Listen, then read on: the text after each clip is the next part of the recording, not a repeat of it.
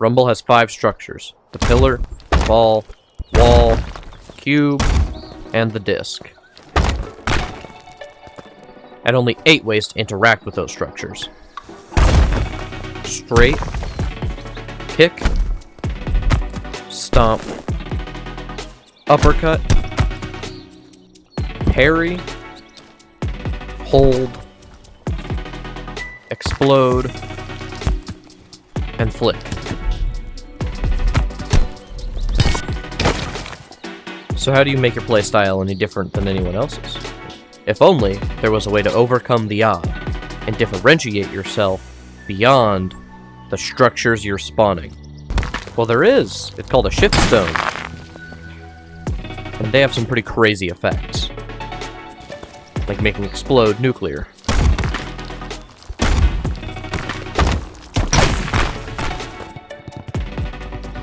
Rumble comes with 8 Shiftstones: Adamant, Charge, Blow, Guard, Stubborn, Surge, Vigor, and Volatile. But when you start out, the only 4 you're going to be able to use are Adamant, Guard, Surge, and Vigor. You see, a lot of these Shiftstones have effects that just don't work at White Belt. Like Volatile, one of my personal favorites, which increases the power of Explode by 50%. In theory. Sometimes it's more, sometimes it's less, but it doesn't matter how much it is if you can't even do Explode yet. At White Belt, all you have access to are Pillar, Straight, and Disc, none of which get affected by Charge, Volatile, Stubborn, any of those. So you'll probably end up starting out with something like this: Guard and Vigor.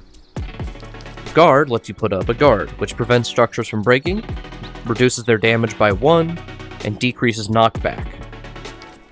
You can use this to reverse someone's attack as a White Belt.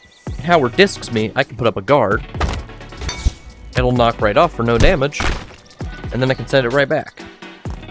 And with Vigor, if I do enough damage, I can heal 2 points of health.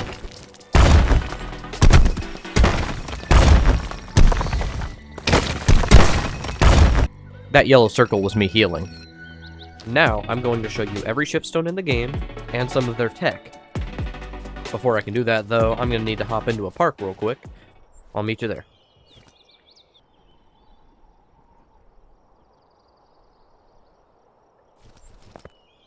Okay, first stone we're going to cover is the Adamant Stone, which reduces your self-damage by 1. Its main use? Keeping people from hitting you. So, let's say some guy releases a wall directly onto my head, I take 3 damage instead of the 4 I usually would. This one doesn't have a ton of tech, but it's very common with new players since it reduces your risk and allows you to play a little bit more open and a little bit less worried about taking damage. It's also a very common counter to disc spam, because if someone's doing this, while you have Adamant up, you will take no damage.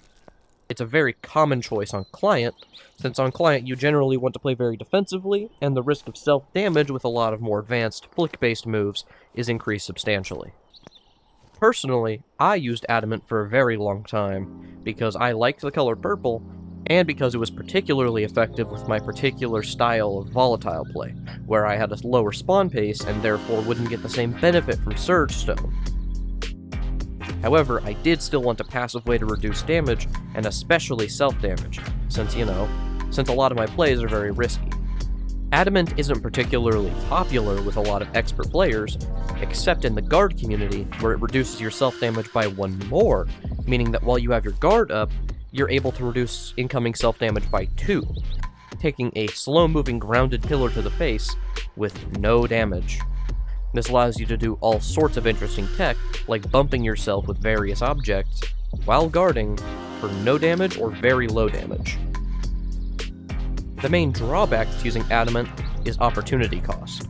Yes, Adamant will almost always get you some value in a match, but it very likely won't give you as much value as something like Charge, Volatile, or Flow. Additionally, you don't choose when to use it, and the only way to intentionally turn it on is to hurt yourself, so it doesn't end up being the most useful in a lot of cases. The next stone on the list is Charge Stone. Charge Stone creates these yellow particles which give you a boost to any modifier you apply to a structure after the structure finishes charging. A structure charges while you hold it, and takes 1 full second to charge up. With Charged Stone, you can get structures, even grounded structures, moving extremely quickly. Often quickly enough that people won't be able to respond, especially on client. Charge has some other benefits, like Charge Battery, which is an extremely common tech, where you charge on one object, release, and then later perform a modifier like a straight on a different object, and it will maintain that charge. Now, it's uncharged, and if I hit it, it doesn't go nearly as fast. The second technique is called chambering, which is very similar, but involves holding multiple structures.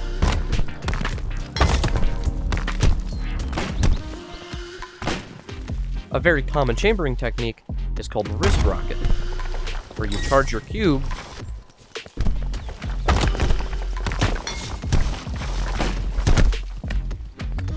and then release a ball. This allows you to have multiple charged structures fired at once. Personally, I'm not any good at chambering, but it is an effective tactic, especially when your opponent is playing more passively.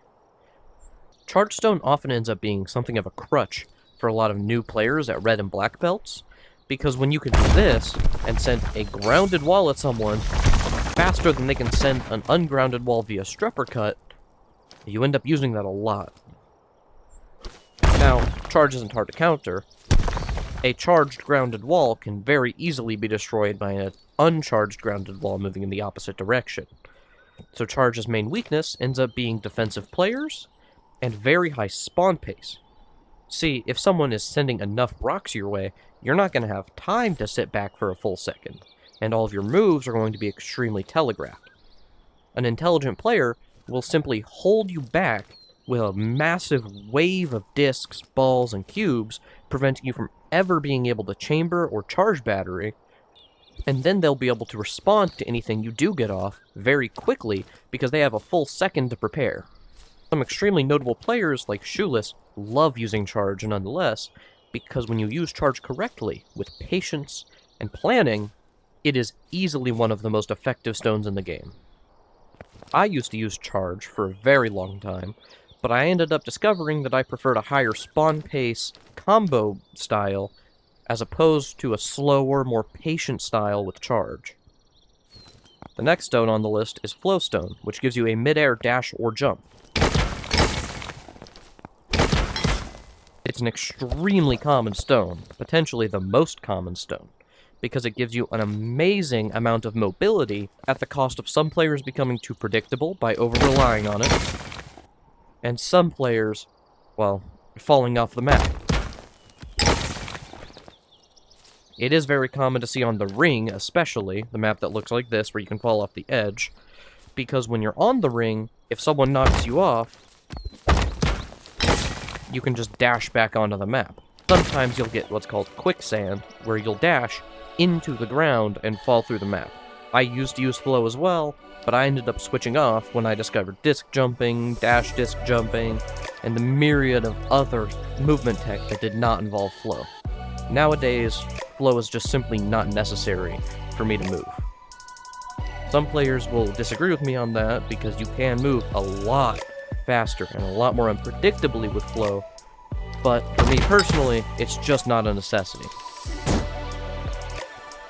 Next up, we have Guardstone.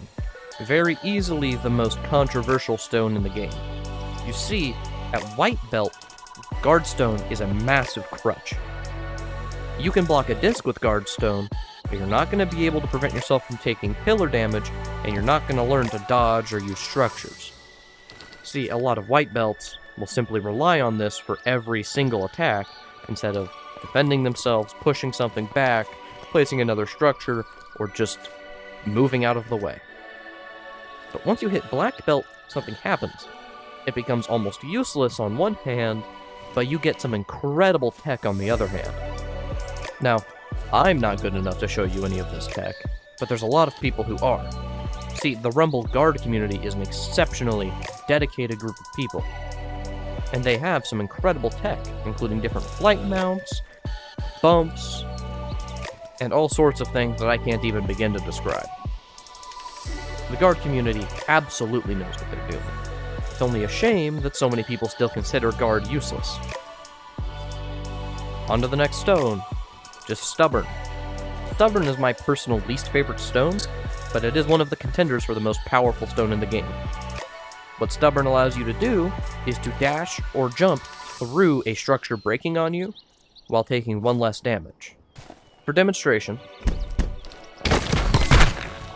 you can go straight through the structure, and you'll take 1 less damage, and I didn't take any knockback there, which is powerful in a match, since it prevents your opponent from pushing you around and controlling your movement.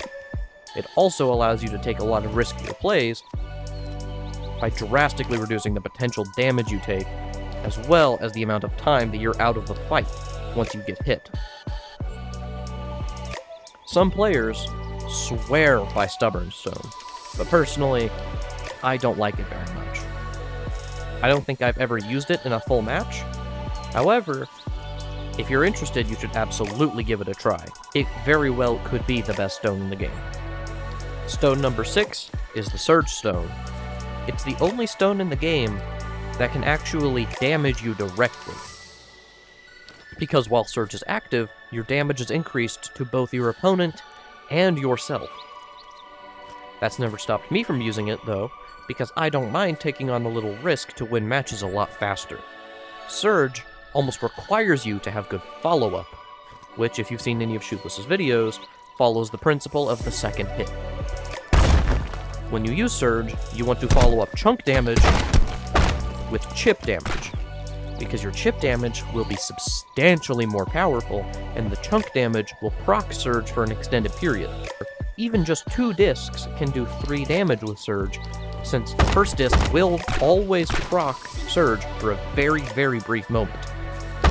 Now, the major downside of Surge is that it can encourage you to spam, since disc spam and ball spam become powerful with Surge, as their damage is boosted by 1.5 or 2 times.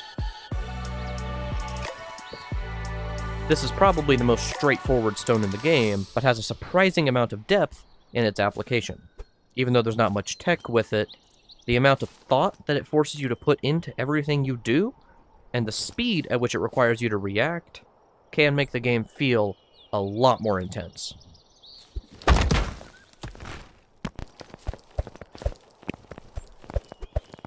Penultimately, we have Vigor Stone, which may be the least popular stone in the game.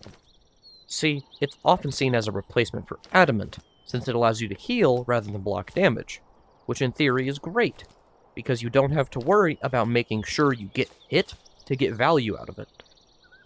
The problem with Vigor is that plus 2 HP, while useful and while very effective psychologically, simply isn't necessary. It's been power crept by Adamant's reduction in self-damage, Surge's increase in output damage, and most other stones' increase in raw utility. Vigor is great because it just works. You don't need to work for the value, you just need to deal damage fast. Which means Vigor and Surge are an extremely popular combination at lower BP. And lastly, we have my favorite, and easily the most broken stone in the game, Volatile. I don't say best, because stones like Charge, Stubborn, and Flow, which can, in certain situations, give Volatile a run for its money. So Volatile can backfire spectacularly. If you accidentally get 2 Volatile explosions next to you, you might have a very bad day on your hands, especially on client where it's even more unpredictable. The power of Volatile comes with the ability to absolutely control every aspect of the match, and the ability to let the map turn into a chaotic environment that is unpredictable for your opponent. See, when there's a dozen volatile objects all around, like this, all of a sudden, anything you do can have drastic consequences for the rest of the map.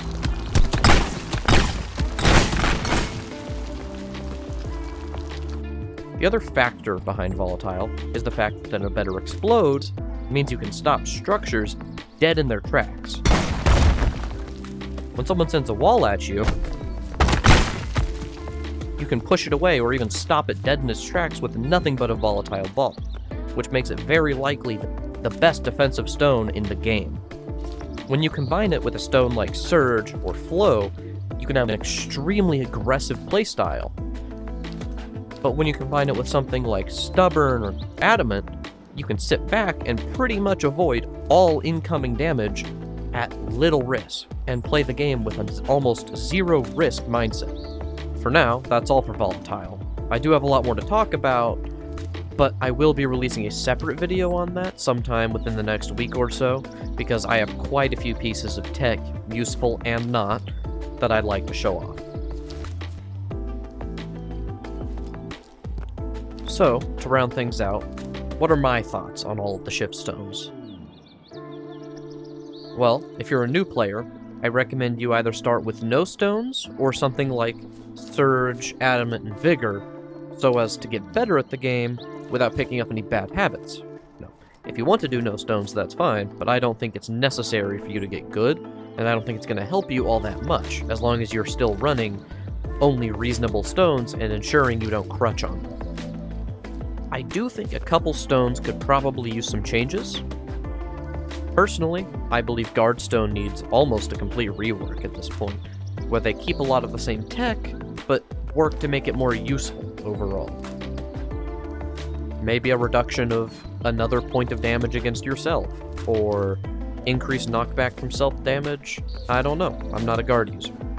Another stone that I think could stand to have a change is Volatile. I think it should be a little more consistent, and it might be a little bit too powerful as is. Frankly, there's been a lot of matches I've won without any skill on my part. I just got a really lucky Volatile hit. Depending on your playstyle, different Shiftstones might be better or worse. If you're a very high spawn-paced player, for example, there's absolutely no point in running Charge Stone. And if you particularly enjoy waterbending, you'd likely get more benefit out of something like Stubborn or Adamant than you ever would with Surge or Volatile. If you're like me, and your goal is to beat the enemy player by raw rock power, you're probably going to want something like Volatile and Surge. If you really like chip damage, Surge is the way. If you really like chunk damage, Charge or Volatile. If you're a flick player, you'll almost certainly want Flow Stone and either Stubborn or Adamant Stone. Maybe Surge as well if you really want to have good follow-up, but that's up to you. And lastly, when it comes to host and client, stones like Charge and Flow are really good on host. Adamant, Stubborn, and Surge are excellent on client. Volatile and Guard sort of just work either way, although I can't really say for Guard. I'm not a Guard guy. And Vigor is just unaffected. It doesn't matter. Well, I hope you learned something, especially if you're new. And if you really want to learn a lot more about Volatile, I will have a video up soon with a bunch more Volatile information. If you disagree with me on any of the stones and my reasoning about them, tell me why. And if you have anything I've missed, please let me know. Thank you for watching. I don't know how you made it through all 20 minutes of this, but I am very grateful. Bye.